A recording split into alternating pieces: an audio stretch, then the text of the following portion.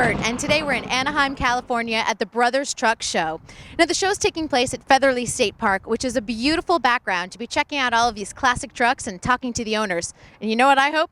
I hope to be getting my hands on some of that barbecue. It smells good.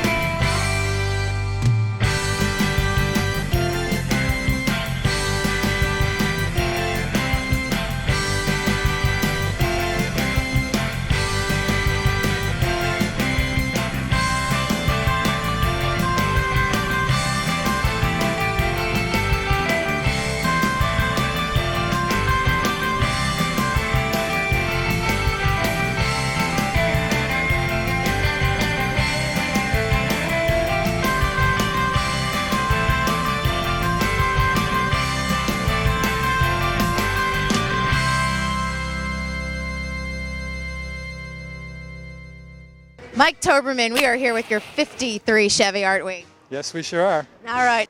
You told me that you'd made a lot of modifications on this vehicle from the chop top to the hood. So let's talk a little bit about that because it's pretty amazing. Well, yeah, it evolved. It was a project that evolved because of the long winters in Chicago. I initially bought the truck and tried to convince myself into just driving it stock bodied. But after about 3 months, I just couldn't anymore. And one long cold winter, right? Well, it actually was 2 by the time it was done. But yeah, you get so bored, and every time you pull your car in the garage, you walk by it and thinking, well, should I start on it or not? And then one day I just decided to do it, and I'll never forget the day because my wife opened the garage door and she couldn't fit her car in there anymore. And she looked at the truck and the top was chopped off of it. And she just looked, because I'm not a body man, and she's just like, what, are you crazy, So you did the modifications yourself? Yes, I did, yeah. Was this the first car you'd done the modifications on ever? As far as that kind of extreme things, yes. I mean, I've done minor things. I restored a Chevelle, but that's stuff you can all buy, But this, with all the welding and fabricating, yeah, this was an adventure. I didn't know that. That's pretty impressive. I like that. So, and you actually took out the split in the hood, is that correct? Yeah, that actually, the top chop actually turned out to be less of an adventure than that because when I welded it together, I thought I was being so careful, but I just got it a little too hot, and I had to call a friend who's a body man over to straighten it out because he had to do that heat shrink thing, and I knew nothing about that, but he got it back. Oh, that's good. So you're kind of like, oops. Yeah, well, that scared me a lot, I bet it did. You're like, what did I just do here? Right. But there's so many things you just do. I just kept doing and redoing until I got it to where I thought I liked it, But it was a lot of time. Now I hear your engine's pretty fast, so let's talk a little bit about that. Well, it's a 350, bored 30 over. It's basically what is a ZZ4 short block with the different pistons in it and different heads to accommodate the blower because you have to have lower compression. Yep. But yeah, we had it on the engine dyno and it makes like 498. And it actually is, it's real easy to drive around because it's such low compression. I don't have any trouble with bad gas or anything, you know. Here with us now is Mike and Kelly Geller in front of their 1956 Chevy. Now, Mike, I've heard that maybe, rumor on the street is that maybe your vehicle's for sale. Well, maybe. We'll see what happens. He said if the price is right. Money talks. Now, from what I understand, that this is not your first vehicle. Right. How many? Probably a couple hundred. That's amazing. So, family history of collecting vehicles and restoring them? My dad's been in the studio rental business since I was a little kid and stuff. That's how I got into it. Now, what did you do to this vehicle in particular? Because you said you only had it about a year or so. Pretty much everything. It was kind of like just a primer ride when I got it. It was running, but I pretty much did everything to it. So from interior to the exterior, how about the engine? What did you do to the engine? Rebuilt it, chromed everything out, and just made it real nice. Now, are you involved in this whole, I mean, this is a pretty big hobby, right? Yeah, it's a big hobby. I don't know. I don't really get attached to anything. You were telling me because, yeah, they leave pretty quick, so you can't get attached to anything in the collection, right? Yep. Never for sale, but then the next day it's gone. What do you love about your 56 Chevy? Name like one thing that I should know about it. Just the style of it. The looks, the body style, the design. That's the main thing. Do you get to drive any of these vehicles? Not really. They're kind of hard. I mean, especially if they're stick and stuff. I'd rather not touch them in case something happens to them. All right. Thanks so much. And good luck. Baby Geller's due soon.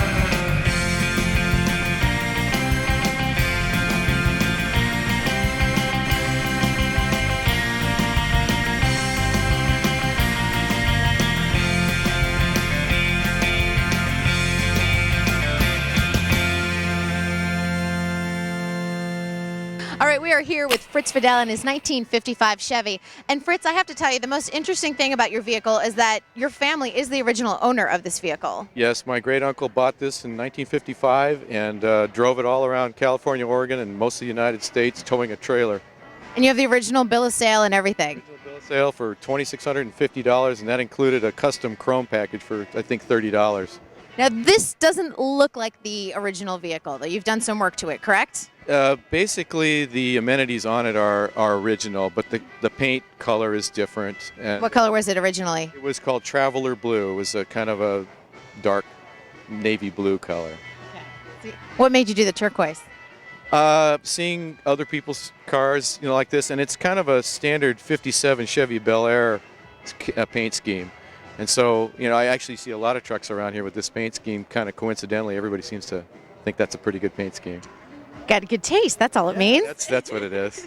All right, now tell us, you did some work to the interior, the engine, so why don't you explain some of the specifications of that? The design goal here, because you have to have a concept when you start out, otherwise you sort of end up starting and stopping, was to keep the body stock, looking stock, and then have 90s drivability. So it's got a Chevy 350 engine and a overdrive transmission, automatic.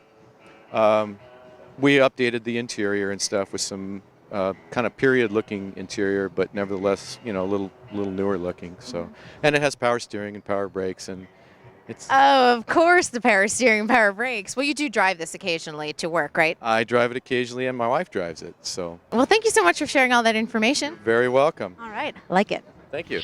We are now taking a look at our first theme vehicle here at the show. Russ Patstone, thank you so much for joining us. We're here with your 52 Chevy. Talk about the theme a little bit. I like this. Yeah, well, that's what I went with, a theme. And the theme is, so make sure everyone knows what it is. It's for the U.S. Force men and women of the Southern California area that fight all the fires. We keep them busy out here. Yeah, because the truck is not perfect or anything, I decided to go with a theme, and I thought it was a nice tribute to the men and women. Now, what modifications have you done to the vehicle? Because I understand that you've done all the work yourself. Yeah, all on the driveway, yeah. It was a wreck. It had 8 coats of primer and paint on it, and we sanded that all down in the driveway. And there's a slight modification. It does have a Chevy small block and Camaro rear end running gear. So that's so we can travel. We do use the truck.